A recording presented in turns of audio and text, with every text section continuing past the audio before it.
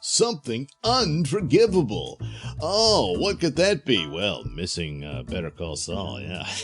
So the final episode, called Something Unforgivable, which is recognizing the severely dark turn that everything has taken at the end of this season. And it stands to reason because, well, we know where they're headed. So... and a lot of this is the development of the character Laszlo and, of course, Nacho or Ignacio.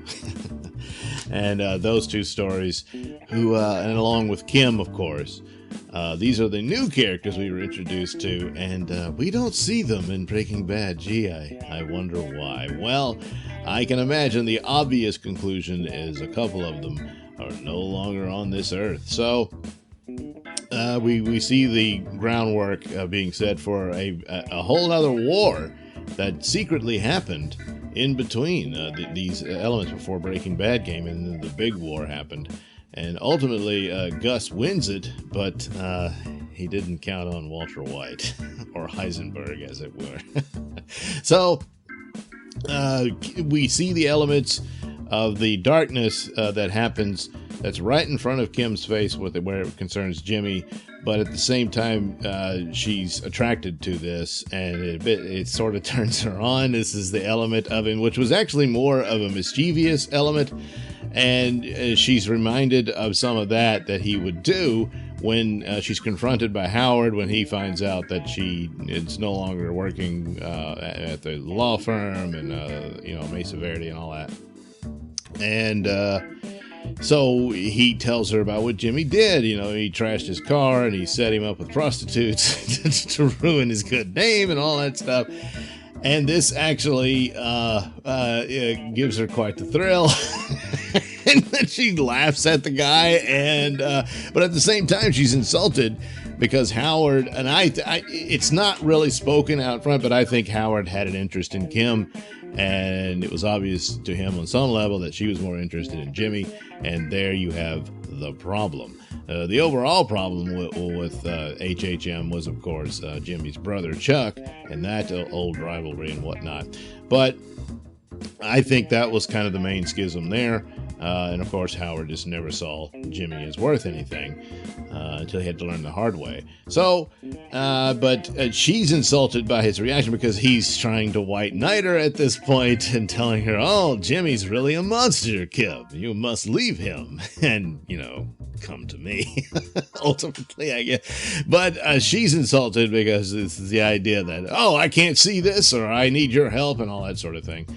Well, in a weird way around it, he's probably right. She needs to walk away, but she won't. She loves the man, and at the same time, she kind of likes his dark side.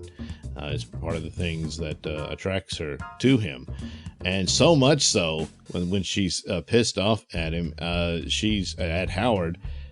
She's ready to go full on, and I guess the fear of death and loss that happened with Laszlo, and they really stared the Grim Reaper in the eye there, and this pushes her into a whole other personality almost here. So even Jimmy's sitting there. Kim, this isn't you. And for a while there, he's really thinking, she needs to just leave me. I've done all this. It's one of those moments where he does still have a soul and a conscience, and they start joking about all these ways of which they could ruin Howard's life and then reap the benefits of it and steal his clients and form their own. And then it seems like Kim ends up being rather serious about this. And Jimmy says, "Hey, he would be really destroyed if we did this." And she's like, "Yeah, he would, wouldn't he?" and so, where does this go? Well, we'll have to see in the next season, because it apparently wasn't really just a joke, and Jimmy's sitting there rather stunned by this, But there again, he'll see. It's kind of wondered if they would push him to a point where he didn't care for Kim anymore, or something like that, based on the type of character he is in Breaking Bad. But I don't think so, and I think something really terrible will happen to Kim. And a lot of that was the most predictable, is that she would just leave Jimmy. You know, she'd be disgusted with him and would just leave. And that's one of the things he lost on his way to being Saul Goodman. But it's kind of a curveball here, and with her character. And some evidence as to why she's that way was given with her, you know, the brief flashback to her childhood with her alcoholic mother and all that sort of stuff. But everybody in this world is broken for one reason or another. And so you get some of that. Meanwhile, the plan for ultimate revenge against the Salamancas continues. And with Nacho returning to Mexico with Lalo, this sets up an opportunity for Gus to wipe out Lalo's little operation there. Stephen Bauer makes an appearance. He has to, because he's ultimately the head of the Salamancas. But, man, has he aged since that episode? Jeez Louise. This is another of those problems. And the same thing can be said for Bob Odenkirk. As they go forward, I'm like, when are they going to wrap this up? Because you're running out of time here to where it becomes believable that this takes place before that, because they're aging out of the characters that they can be. So, but anyway, so now here's a guy that's on the inside now, and the Fering wants him there. Mike says, no, we need to get him out, and all this sort of thing. So when a attack squad shows up at the house, they contact Nacho, and for a second there, I kind of thought, is this really Gus's guys, or is he being set up to prove he's a traitor and they got him, you know? And then they turn him again.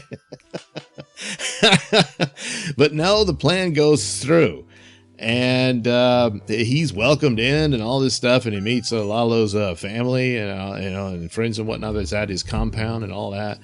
And of course, all of them get wiped out, except for the main target. Well, it turns out Lalo's got a secret tunnel. Of course, you know, El Chapo had one from his prison cell. So Lalo's got one beneath his bathtub. Yes, they didn't count on the secret door to the bathtub, to the tunnel. And he escapes, comes out, gets some weapons, goes back in, and just picks them all off. And there you go. And he captures one that he had fried with a hot grease. And orders him to tell him, hey, the job was successful, and he's dead, so that they don't see him coming. I mean, so he is beyond enraged as the screen goes to black. So the war is on, and we'll see where that goes. But I suspect, yes, Lalo will die. I don't think Nacho will make it. Perhaps, maybe he'll escape, and they'll leave that open. But and as for Kim, it doesn't look good, But I don't know. Maybe she still will leave Jimmy. And he'll be frustrated. Or where she goes, she turns into this other person, and he doesn't love her anymore. Don't know. But it maintains the mystery of how in the world did they get there. And if it were other properties, I'd be worried that they can't link it up and will be lazy about it and won't do it. But this one, so far, so good. And we'll just have to wait and see. It's even with a prequel, there's still plenty of room for surprises within this story. And so, yeah, I gotta wait for next season. But what a ride it is. So again, can't recommend it enough. Better Call Saul. And better watch Saul. Yeah. All right. Thank you for watching and listening. Say, why not like and subscribe, and check out that link description below. That'll take you to my mini stores that have plenty of goodies for you. Yes, that's right, you. And of course, you can check out my comic book over at indieplanet.com. My character Night Knight that I do audio plays on. Oh yeah, now you can see him in the brilliant color in the pages of his comic book. And of course, you can catch my podcast, Mr Nailsin Show, on RadioMisfits.com, and you can also watch my videos on the Mr Nailsin channel on BitChute.com.